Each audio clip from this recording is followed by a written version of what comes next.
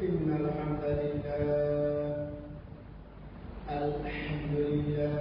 نحمده ونستعينه ونستغفره ونؤمن به ونتوكل عليه ونعوذ بالله من شرور أنفسنا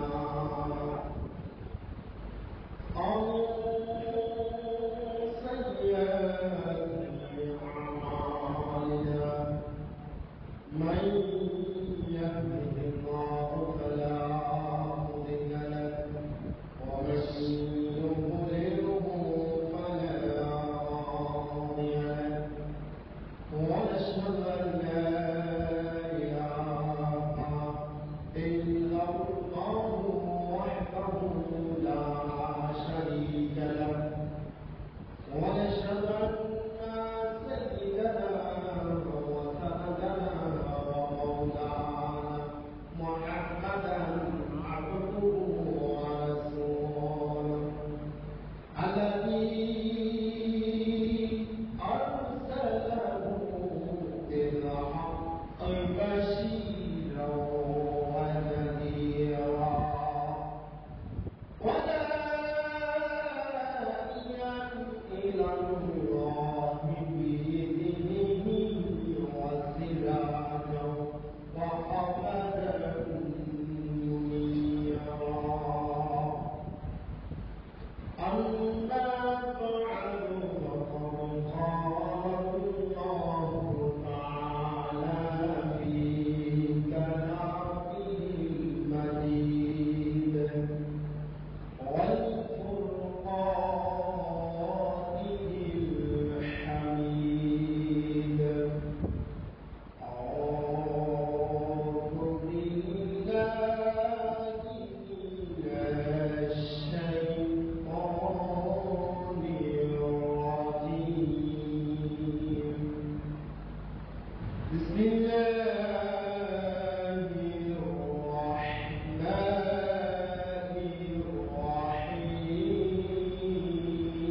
الرحيم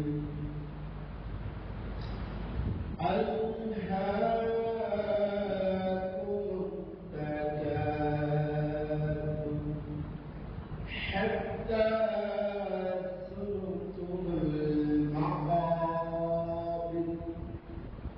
كلا سوف تعلمون ثم كلا سوف تعلمون كلا لو تعلمون علم اليقين ثم لترونها عين اليقين ثم لتسألن يومئذ عن النعيم وقال تعالى في شان حبيبه مخبرا وعميرا إن الله وملائكته يصلون على النبي يا أيها الذين آمنوا صلوا عليه وسلموا تسليما اللهم صل على سيدنا مولانا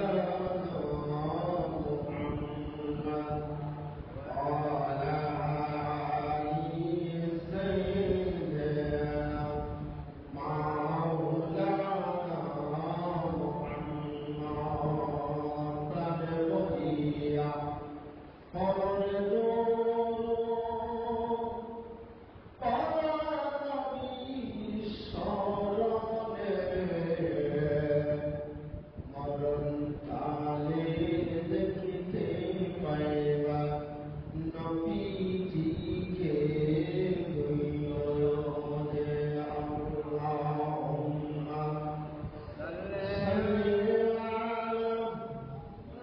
সাইয়্যিদিনা মাওলানা মুহাম্মদ ওয়া আলা আলি সাইয়্যিদিনা মাওলানা মুহাম্মদ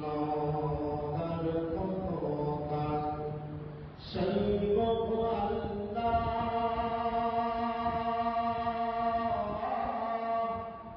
নবীজির প্রেমী যন্ত্রণা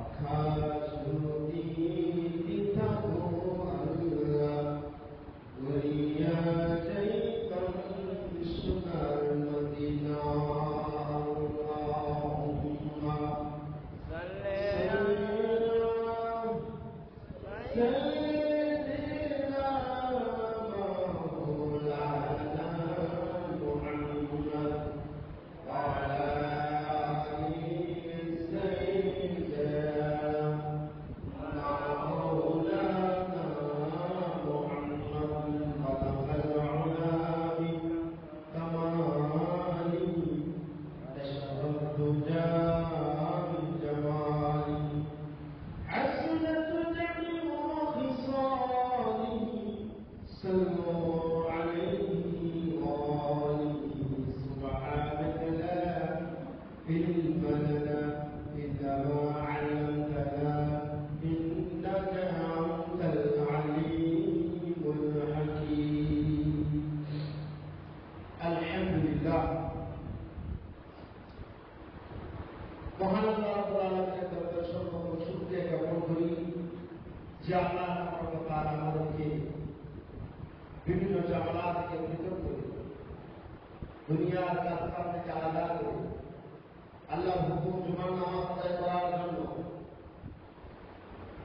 আল্লাহ রাব্বুল আলামিন বিভিন্ন জায়গা থেকে বিভিন্ন এলাকা থেকে আমাদেরকে পৃথিবীর ভিতরে শ্রেষ্ঠ জায়গা উৎকৃষ্ট জায়গা জান্নাতি পরিবেশে ইমানদার মুত্তাকি বান্দাদের সাথে আসার এবং বসার কোরআন এবং হাদিসের আলোচনা শোনা এবং বলার আল্লাহ রাব্বুল আলামিন যে তৌফিক দিয়েছেন আসুন সে আল্লাহর দরবারে প্রাণ খুলে শুকরিয়া জ্ঞাপন করি আলহামদুলিল্লাহ।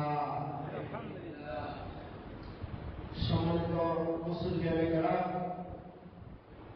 প্রতিযুদ্ধ মুরব্বিয়ানে ইজাম, সমবস্ত বাংলা পর্দা অন্তরালে অত্যন্ত শক্তিশালা দিনদার প্রজাতির আমার মহম্মদুল্লাহ সকলকে জানা আমার পক্ষ থেকে আন্তরিক মুবারকবাদ। মহান আল্লাহ রাব্বুল আলামিন আপনি আমাকে সুস্থতা রেখে আল্লাহর দরবারে হুকুম আমরা আসতে পারছি এবং যারা আসার ইচ্ছা পোষণ করেছে, আসতেছে, প্রস্তুতি নিচ্ছে, অনেকে আশায় আছে, সকলকে আল্লাহ রাব্বুল আলামিন কবুল করুন আমিন। সম্মানিত হাজির, আজকের আলোচ্য বিষয় হচ্ছে কবরের অবস্থা, অর্থাৎ পরকাল জগতের যে প্রথম নাম সেটা হলো কবর। মৃত্যুর পরের স্থানটায় আমাদের স্থান হবে কবরে, সেখানে অবলম্বন যা কিছু হবে সেই কবরের ভিতরেই হবে। দুনিয়াতে যে যেমন আমল করবে কবরস্থানে সে আপনার সেমন অর্থাৎ আচরণ উপলব্ধি করবে। সেমন সে যদি ভালো মানুষ হয়ে থাকে কবরটা তার জন্য জান্নাতের বাগান করতে হবে। যদি মানুষটা মুসলিম বেহায়াপনা এরপরে আপনার পাপিষ্ঠ গুণাগার হয়ে থাকে তাহলে ওই মানুষটার কবরের আগুন দাও দাও করে ধরবে এবং বিষাক্ত প্রাণী সাপ তাকে দর্শন করতে থাকে বর্ণনা মানুষ বিদ্যা। আমি আলোচনার প্রারম্ভে সূরাতুল তাকাসুর আল্লাহ রাব্বুল আলামিনের 30 পারা কোরআনের ভিতরে একটি সূরা 102 নম্বর সূরা সূরা তাকাসুর আয়াত থেকে তেলাওয়াত করলাম। পুরো সূরাটা তেলাওয়াত করলাম। এই সূরাটা অনেক মর্যাদা অনেক ফজিলত। এই সূরাটার শিক্ষা অনুযায়ী আপনি কবরের আলোচনা ও যেই তোমরা সেই শান্তি সম্পন্ন হবে জানবে, সেই কথাগুলো উল্লেখ করা হয়েছে এবং নিয়ামতের কথা আপনারা উল্লেখ করেছেন। প্রিয় মুসলিম ভাইয়েরা আমার, মৃত্যুর পরবর্তী স্থান হল কবর। এটা আমরা তাই বলি, কিন্তু উপলব্ধি করি না। প্রথম দিন এত সার সৌরভ বাড়ি গাড়ি টাকা পয়সা জমি জমা যা প্রকৃতি সব কিছু আমি দেখতে সারাদিন হাত মাটির নিচে আমার শুয়ে থাকতে হবে। সে জায়গায় আমার সাথে কেউ যাবে না, আমার প্রাণীর স্ত্রী যাবে না, আমার সন্তান যাবে না, আমার ভাই বোনেরা যাবে না, আমার মা বাবা যাবে না। আমি সেখানে একা একা অবস্থান করবো, একমাত্র আমার আমলগুলো আমার জীবন সঙ্গী হবে।